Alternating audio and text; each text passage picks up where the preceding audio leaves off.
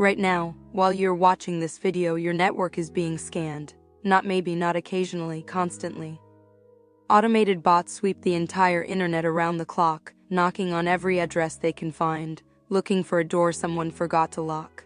A device connected directly to the internet with no protection gets its first probe within minutes, sometimes seconds.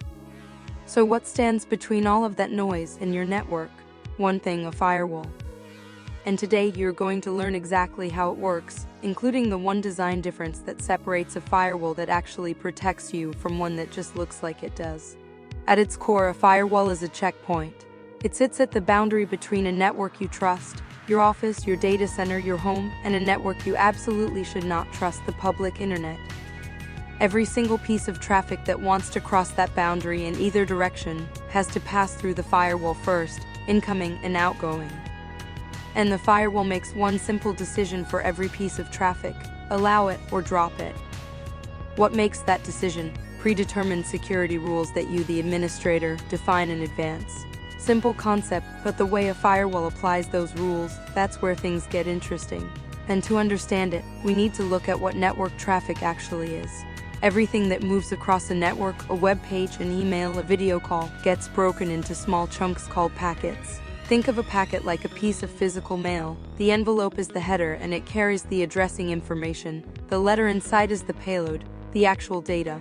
Firewalls care almost entirely about the envelope, and 5 fields on that envelope matter most. The source IP address, who sent this; the destination IP, where it's going; the source port and destination port, which application or service on each machine is involved; and the protocol. These 5 values together are called the 5-tuple, and they're the fingerprint of a network conversation. Port numbers deserve 1 extra second here. Ports are like apartment numbers at an address. Port 443 means the secure web server that lives here. Port 22 means the CS service. Port 3389 means remote desktop. When a firewall inspects a packet, it reads these header fields and compares them against its rulebook. So let's write some rules. A firewall's rulebook is called an access control list, or ACL. Each rule is a pattern plus an action.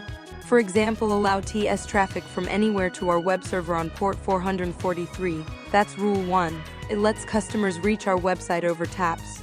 Rule 3 says deny anything targeting port 23. That's Telnet, an ancient unencrypted remote access protocol that has no business existing on a modern network. And notice Rule 4 at the bottom: deny everything else. Rules are evaluated top to bottom, and the first match wins. The moment a packet matches a rule, the firewall applies that action and stops looking. Order matters enormously. We'll come back to that. Now here's the pivotal question, the one this entire video hinges on. When the firewall checks a packet against these rules, does it remember anything about the packets that came before it? If the answer is no, you have a stateless firewall. If the answer is yes, you have a stateful firewall. Let's take them one at a time. Stateless packet filtering is the original firewall design, the technology of the late 1980s. A stateless firewall examines every packet in complete isolation. It reads the header, checks it against the ACL, makes a decision, and then instantly forgets that the packet ever existed. Picture a bouncer at a club who checks IDs against a list but has total amnesia. Every person who walks up is a complete stranger, even if that same person walked out 30 seconds ago and is just coming back in. No context, no history, just does this ID match the list, yes or no? And to be fair, this design has real strengths. It's blazingly fast, because checking one header against a list is trivial work. It needs almost no memory. It scales to enormous traffic volumes without breaking a sweat. That's exactly why stateless filtering still lives today inside routers and high-speed network gear, doing coarse first-pass filtering. But that amnesia creates a serious structural problem, and it shows up the moment your users try to do anything at all. Say a user inside your network opens a website. Their machine sends a packet out from a random high-numbered source port, called an ephemeral port, heading to the web server's port 443. Your outbound rule allows it. Great. Now the web server replies. That reply is a brand new packet arriving from the internet. And your stateless firewall, with its total amnesia, has no idea it's the answer to a question your user just asked. It checks the inbound rules, finds no match, and drops it. The web page never loads. So how did administrators fix this back in the day? They punched holes. They wrote rules like allow any inbound traffic coming from port 443 to any high-numbered port. Hear how dangerous that is. Any attacker on Earth can simply craft a packet with source port 443 and sail right through. Some firewalls got slightly cleverer. They checked whether the SYN-ACK flag was set, reasoning that packets belonging to an existing conversation always have it. But an attacker can set the ACK flag on a forged packet with a single line of code. There's even a classic reconnaissance technique, the ACK scan, built specifically to map out networks hiding behind stateless filters. The problem isn't the rules, the problem is the amnesia. The firewall needs a memory. Enter stateful inspection. A stateful firewall keeps a live record of every active conversation crossing it. That record is called the state table, or connection table, and it is the single most important idea in this entire video. Here's the flow. When a machine inside your network initiates a connection outward, the firewall checks it against the rules once. If it's allowed, the firewall writes an entry into the state table. This internal address and port is now talking to that external address and port. From that moment on, every packet that arrives gets checked against the state table first. Does this packet belong to a conversation we already approved? If yes, it passes instantly, no rule evaluation needed. And when the web server's reply comes back, the firewall recognizes it immediately. Same addresses, same ports, reverse direction, it belongs, let it through. The bouncer no longer has amnesia, now he keeps a guest list. You got approved on the way in, your name went on the list, and when you come back from the parking lot, he waves you through. But someone who was never on the list, a forged packet claiming to be a reply, ACK flag and all, matches nothing in the table, dropped silently. Notice what this means for your rulebook.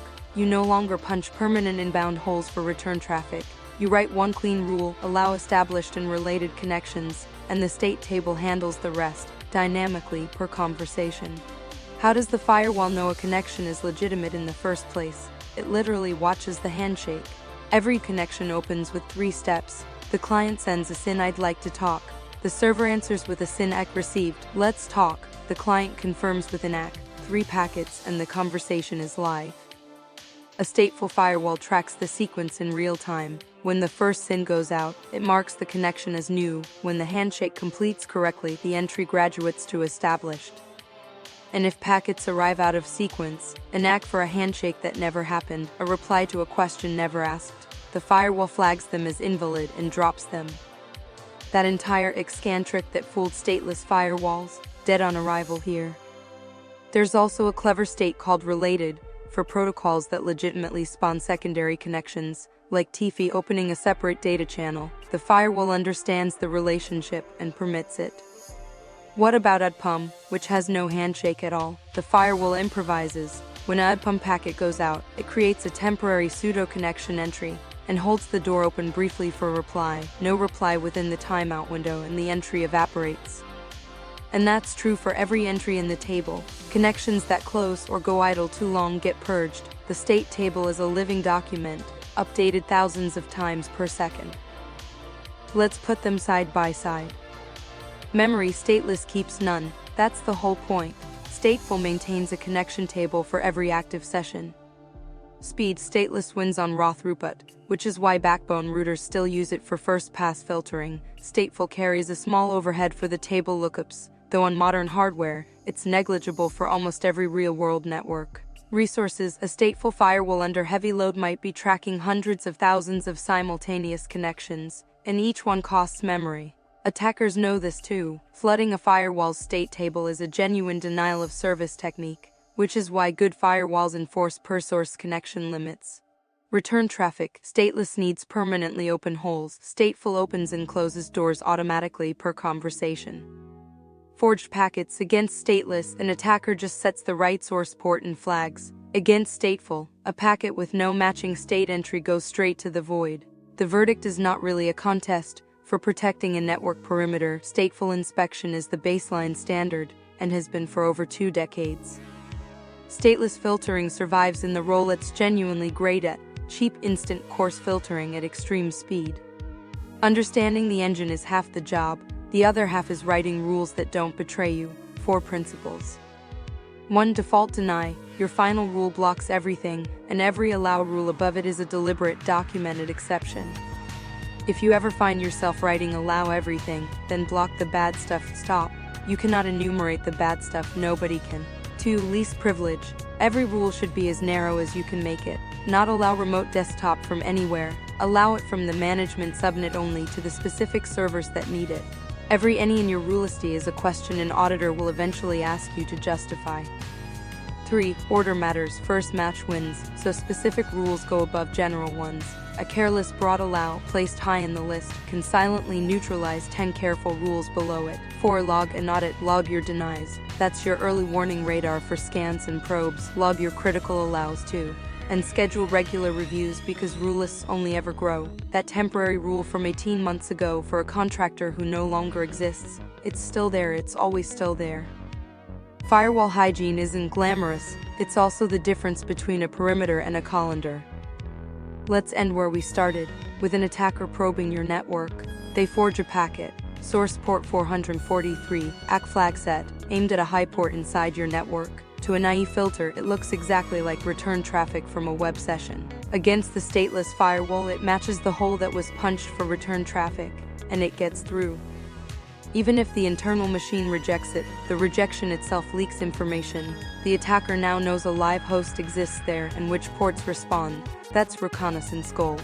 Against the stateful firewall, the very same packet is checked against the state table. Is there an established connection between these addresses and ports? No drop. No response, no rejection, no information. From the attacker's chair, your network doesn't respond at all, and you can't attack what you can't even see. Let's lock it in.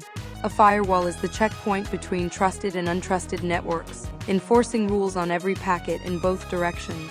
Stateless firewalls judge each packet in isolation, fast, cheap, and blind to context, which leaves them open to spoof traffic.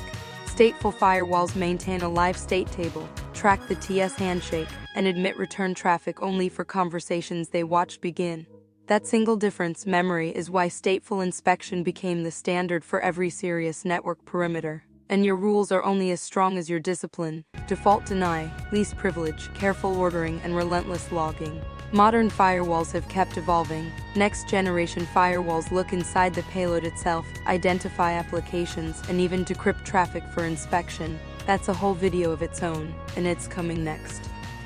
If this made firewalls finally click for you, subscribe. This channel turns core IT and security concepts into visuals you'll never forget. Stay patched, stay skeptical, and keep that default deny at the bottom of the list.